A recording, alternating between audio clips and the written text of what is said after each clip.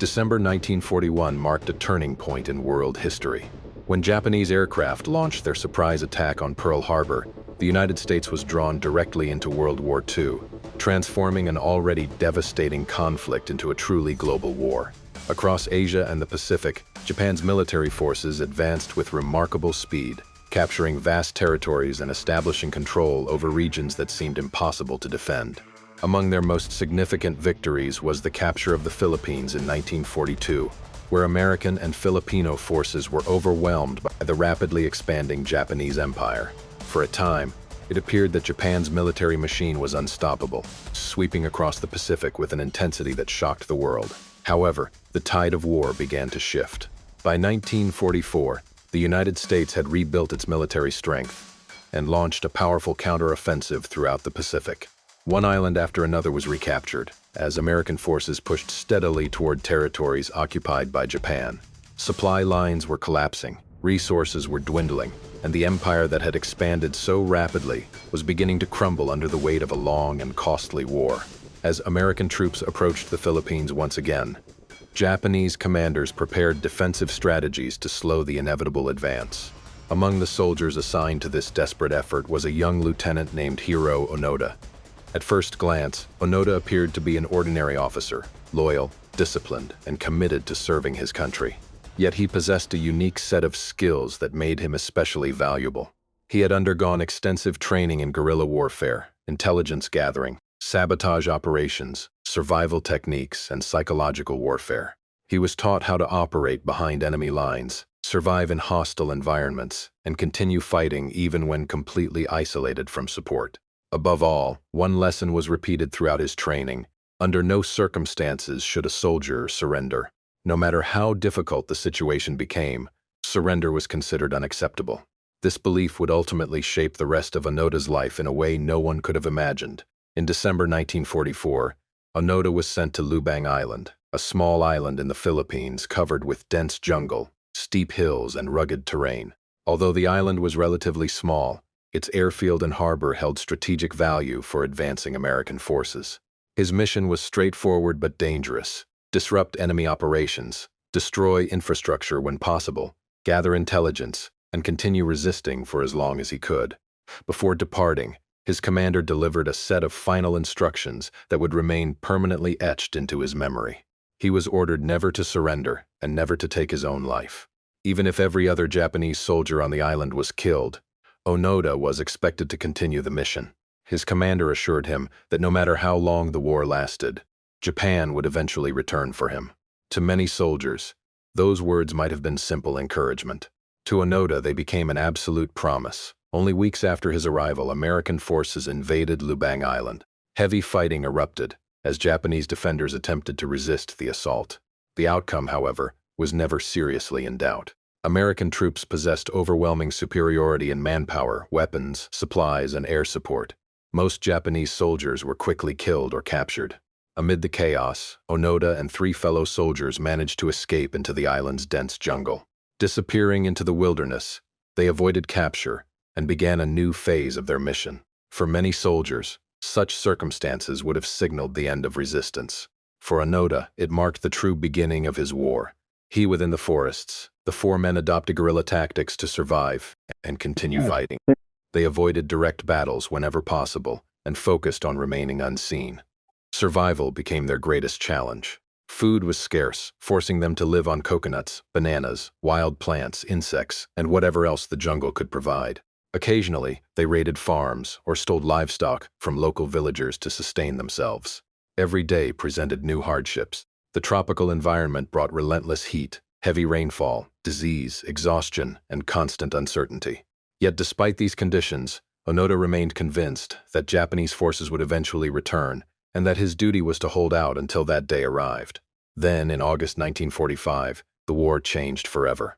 The United States dropped atomic bombs on Hiroshima and Nagasaki, introducing a level of destruction the world had never witnessed before. Faced with catastrophic losses and no realistic path to victory, Japan surrendered. World War II finally came to an end, and across the globe millions celebrated the conclusion of the deadliest conflict in human history. Yet deep within the jungles of Lubang Island, Hiroo Onoda refused to accept that reality.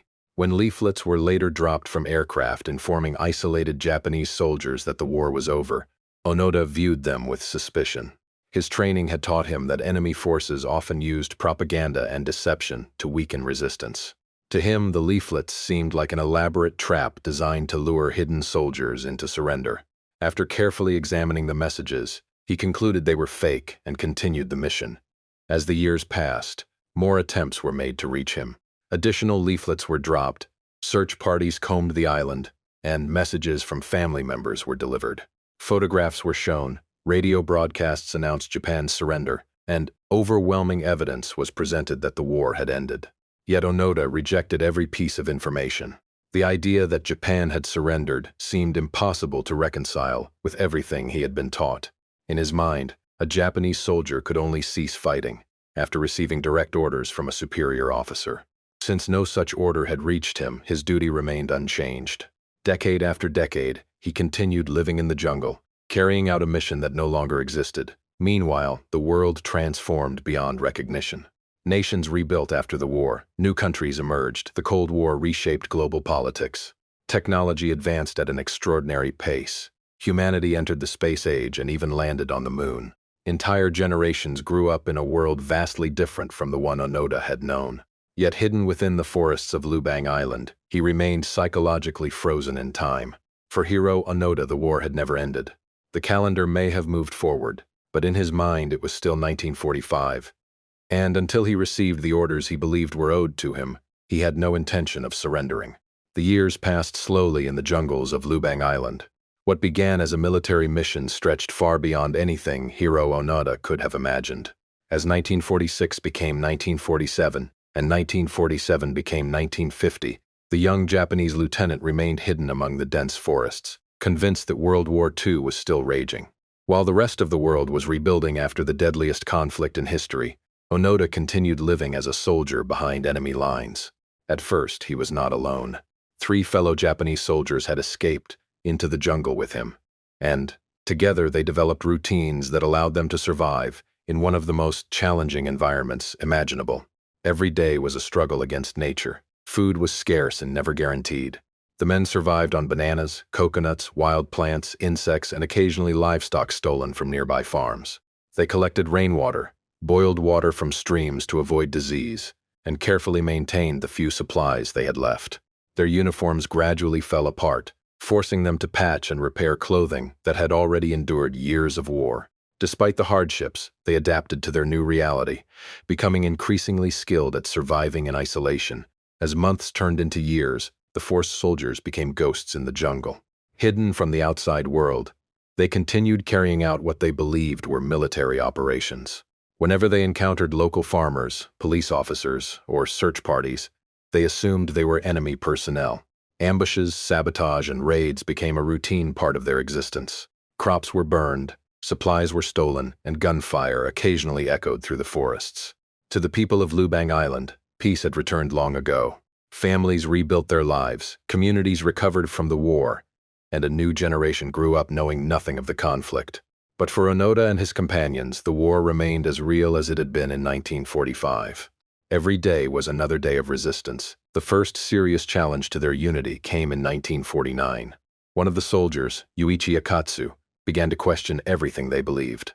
Years had passed without any sign of Japanese reinforcements. No ships arrived. No commanders returned. No rescue mission appeared. Gradually, doubt overcame loyalty. Akatsu eventually left the group and wandered alone through the jungle. After several months, he surrendered to Philippine authorities. His surrender shocked Japanese officials, who realized that other soldiers might still be hiding across remote islands in the Pacific. Search efforts intensified. New leaflets were printed and dropped from aircraft. Messages from family members were delivered. Official announcements explained that the war had ended years earlier, yet none of it changed Onoda's mind. His training in intelligence and psychological warfare convinced him that these messages were enemy propaganda. Rather than proving the war was over, the leaflets only reinforced his belief that the enemy was attempting to trick him into surrendering. The years continued to pass. Then tragedy struck in 1954 when Corporal Shoichi Shimada, one of Onoda's closest companions, was killed during a confrontation with local residents. The loss was devastating. After nearly a decade of surviving together in the jungle, the group was reduced to just two men, Hiroo Onoda and Kinshichi Kozuka. Yet even this tragedy failed to break their determination. Together, they continued their mission exactly as they had been ordered years before. By this point, nearly 10 years had passed since Japan's surrender, but Onoda and Kozuka still carried their rifles, still wore remnants of military uniforms, and still considered themselves active soldiers engaged in a war that no longer existed. While the world entered a new era of technology and political change, they remained trapped in the past. Outside the jungle, history marched forward. Television became common in households around the world. The Cold War divided nations into rival blocs. Scientific advancements transformed daily life, and entirely new generations grew up in a post-war world. Yet deep within the forests of Lubang, time seemed frozen. The calendar moved from 1960 to 1961, then to 1962 and beyond. Onoda and Kozuka endured tropical storms, disease, hunger, and isolation. The question many would later ask was simple: what kept them going? The answer was a powerful combination of loyalty, discipline, and purpose. Their mission had become the foundation of their identities. Accepting that the war had ended would mean admitting that decades of sacrifice, hardship, and suffering had been unnecessary. For Onoda, whose entire life revolved around duty and obedience, such a realization was almost impossible to accept. Then, in October 1972, another tragedy shattered the small world Onoda had built.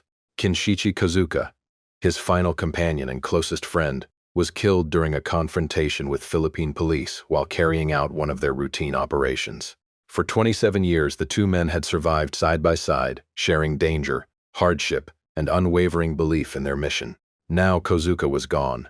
For the first time since arriving on Lubang Island in 1944, Hiroo Onoda was completely alone. There was no one left to talk to, no one to share responsibilities, and no one to reinforce the beliefs that had guided him for nearly 3 decades. Only silence remained. Yet even in complete isolation, Onoda refused to surrender. Alone in the jungle, carrying the same rifle he had used for years, he continued the mission. He had become something extraordinary and almost unbelievable. The last soldier still fighting World War II. Hiroo Onoda eventually returned home, but the world he came back to was no longer the one he had left behind. Nearly 30 years had passed, nations had changed, and history had moved on without him.